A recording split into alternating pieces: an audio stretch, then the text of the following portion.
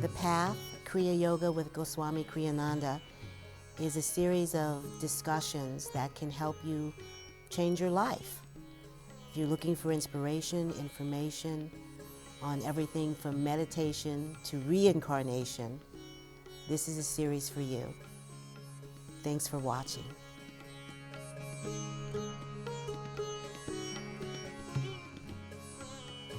Hi, I'm Tom Mueller. This is the Temple of Kriya Yoga in Chicago, and I'm talking to Goswami Kriyananda, the preceptor of the temple. Good morning, Tom. How are you this morning? Good morning, Kriyananda. Good. Kriyananda, would you talk about why you started the temple? Yes, I think in what I call the good old days, you couldn't find the word yogi or yogurt in the dictionary, and there was very little esoteric teaching at all, no yoga teaching, maybe then a couple of hatha yoga in California and New York. And I felt that the teachings of my guru were extremely, extremely important. And so I founded the Temple of Kriya Yoga as a mechanism and mean for disseminating his teachings. And what was your dream in starting the temple? To help one person become enlightened. I'm still working on it. Me first. As soon as I get there, I'll say, hey, one person, I can quit, I can retire. Would you talk about the difference between Kriya Yoga and the Hatha Yoga that's taught in most Chicago studios? Yeah. Hatha Yoga is a very, very important function to loosen the body, to overcome old age and rigidity of the body and therefore of the mind. The Kriya Yoga that we teach has more to do with, how do we say, getting up off the mat and living a particular type of mystical philosophy. It's not, okay, I'm going to do this and therefore be wealthy. I'm not going to press this button, chant this mantra, and become successful. It's a question of, I guess, removing the constrictive karma that we all have.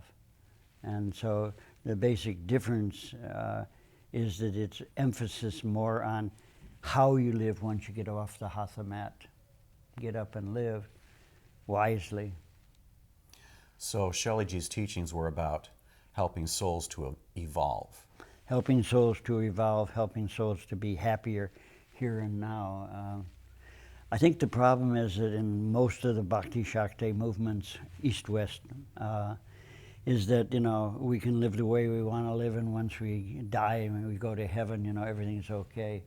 But the mystical truth is how we live here is how we're going to live there.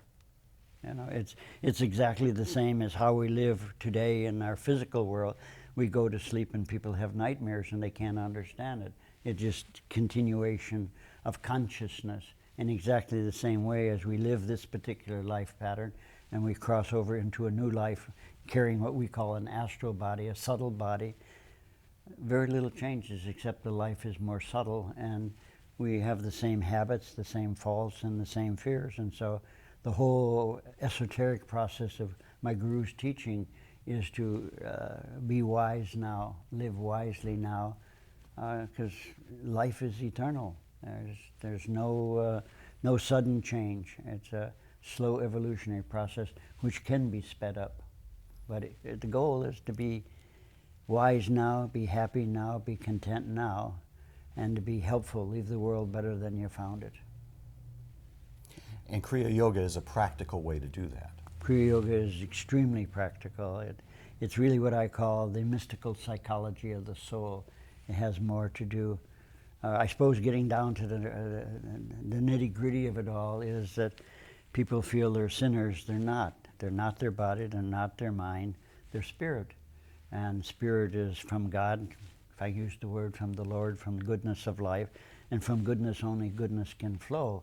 And therefore the problem is that people think they're evil, they think they're bad, and they respond as they think they're the body, and so they respond bodily rather than spiritually.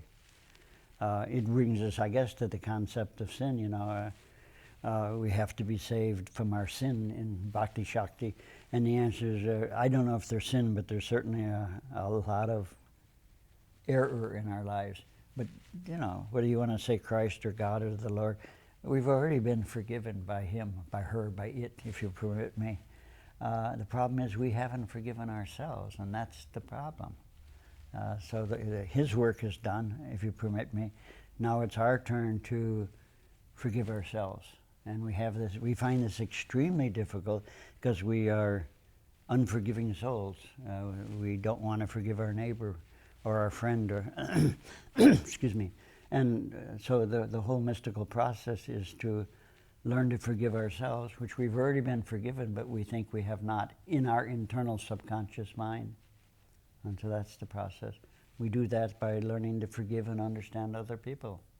As we forgive others, the word is we are forgiven. Easier said than done. There's a lot of subconscious garbage, as I call it, down there that has to be swept clean, washed out. That's called Kriya Yoga. Thank you, Goswami. Shanti. This has been the Temple of Kriya Yoga in Chicago. Sri Babaji taught Lahiri Mahasya.